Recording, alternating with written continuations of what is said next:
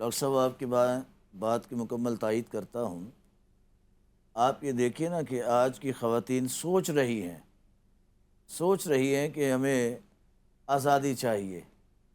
آزادی تو اسلام کے آتے ہی ان کو مل گئی۔ جی سر، بالکل سرفرازی، آزادی نہیں سرفرازی مل گئی۔ سرفرازی مل گئی۔ پہلے وہ غلامی کی زندگی بسر کر رہی تھیں، باپ کی وراثت میں ان کے لیے کوئی حصہ نہیں تھا، بھائی کی وراثت میں ان کے لیے کوئی حصہ نہیں تھا۔ اسلام آیا تو ان کو وراثت میں حصہ دار بنا دیا۔ بے شک سر، اس سے بڑی کیا ان کو آزادی ہو سکتی ہے؟ اور آپ ابھی آیت مباہلہ کے حوالے سے گفتگو فرما رہے تھے، یہ بڑا خوبصورت اور اپنے اندر بہت بڑا ایک موضوع بہت بڑا موضوع رکھتا ہے۔ تو آپ اسی مباہلے کے منظر کشی کو دیکھیے نا کہ سیدہ پاک تشریف لاتی ہیں، آپ عفت و حیا کی پیکر ہیں، بے شک، صبر و رضا کا مرکز ہیں۔ بے شک ہے۔ آپ جب تشریف لاتی ہیں تو وہ جو عیسائی تھے نجران کے، وہ دیکھتے ہی انہوں نے کہا اتنی عفت و پاکیزگی و طہارت کا مرکز جب اللہ کی بارگاہ میں ہاتھ اٹھائیں گے تو ہمارا کچھ بھی نہیں رہے گا، تہس نہس ہو جائیں گے ہم، کچھ بھی نہیں۔ پاکیزگی اور طہارت یہ مسلم عورت کے لیے لازم و ملزوم ہے۔ ابھی آپ سیدنا فاروق اعظم رضی اللہ تعالیٰ عنہ کی بات فرما رہے ہیں، یہ جو ابھی آیت مبارکہ تلاوت کی گئی ہے یہ انہی کی تائید میں یہ آیت نازل ہوئی ہے۔ بے شک، بے شک۔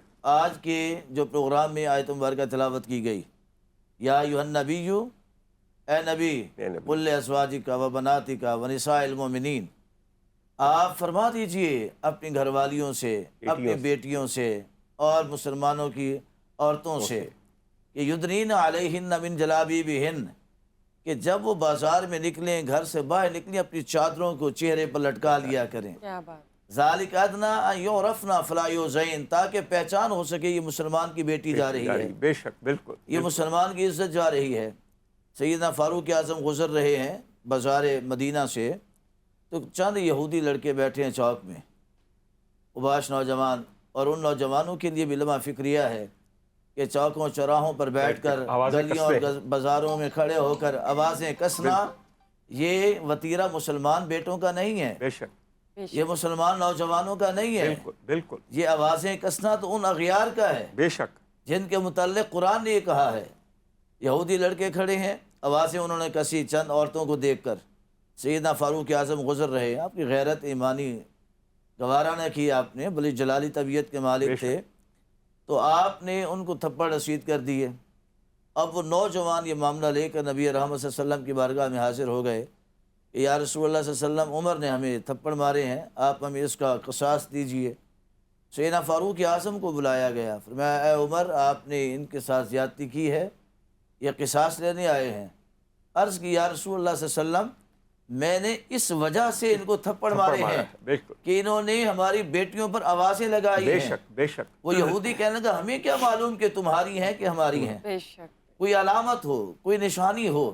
اسی وقت پاک پروردگار نے قرآن کی آیت مبارکہ نازل فرما دی کہ محبوب اپنی بیٹیوں سے کہہ دو، اپنی بیویوں سے کہہ دو، پردے کا حکم آ مسلمان گیا، عورتوں سے کہہ دو، مرد ہو کے نکلا کریں، پہچان ہو جائے، تاکہ پہچان ہو یہ مسلمان کی عزت جا رہی ہے اور یہ غیر مسلم جا رہی ہے۔ بے انتہا، یہ اسلام نے عزت دی۔ بالکل، اور دوسری بات، اسلام نے عورت کو قید نہیں کیا۔ بالکل نہیں کیا سر۔ آپ کسی غزوات کو دیکھ لیں، کسی حق و باطل کے مارکے کو دیکھ لیں، ان میں خواتین کے کردار کو دیکھیں۔ سر جی، حضرت صفیہ میرے سرکار کی پھپھو جان بہترین نرس تھیں، اس قدر عمدہ انہوں نے تمام شہداء اور تمام غازیوں کا خیال کیا غزوات میں، ان کی تیمارداری کی ہے، ان کو مرہم پٹی کی ہے، ان کو پانی پلانے میں، ان کو خوراک دینے میں، ان کے سپورٹے تیر بنا کے پکڑا رہی ہیں۔ بالکل، اس سے بڑی عورت کو عزت و احترام کیا ہو سکتی ہے؟ کہ مارکہ حق و باطل میں اس کا ایک مقام ہے، اس کا ایک کام ہے، اس کا بالکل مقام ہر ہے۔ قسم کی بہترین مثال ملے گی آپ کو اسلام میں۔ فرحان بھائی، ایک چھوٹی سی بات آپ سے کرنی ہے۔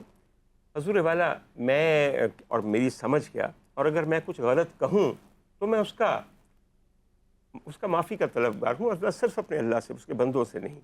حضور والا، تمام انبیاء نے، تمام اماموں نے، تمام اولیاء نے، تمام صالحین نے آخری منزل اگر پانی ہے تو وہ پانی ہے جنت۔